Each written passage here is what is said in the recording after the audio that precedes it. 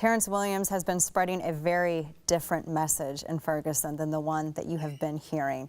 And after watching my hometown and everything that's been going on with it, my heart hurt.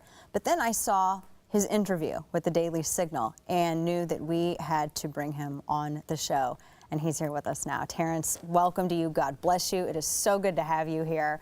I'm telling you what, you have been a bright light in all of this bad stuff that we see on television. This is the good stuff that people need to see. Thank you for doing that. I just have to say that first. Thank you for doing that.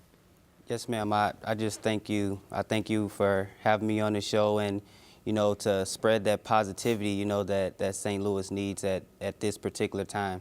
The thing that struck me so much about your story is that you have been getting up and you've been going out there with a trash bag, picking up trash, picking up debris, and you didn't tweet anything about it, you didn't put it on Facebook, you didn't do any of this for any acknowledgement.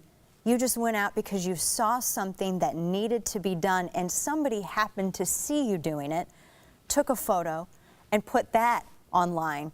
And that's how your story got out. What drove you to say, I need to do this, I need to help? Well, later, it was that Monday night. I was in my room, and as I watched the television, my heart just began to hurt. My heart just began to just cry out, to God. And I was just asking him, well, what can I do? What can Terrence do to go out there and make a difference? And later that night, God just put it on my heart, son, I want you to go out there and I want you to clean up. I just want you to go out there and follow my footsteps. Let me lead you.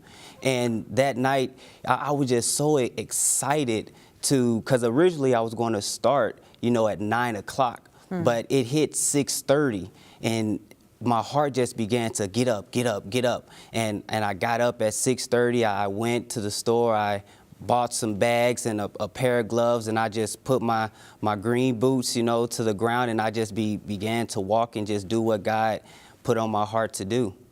And you had help when you went out there at first. The other people joined you, and Yes. and a lot of people are talking about you now, getting out there and doing what you're doing. Tell me about that. Yes, ma'am.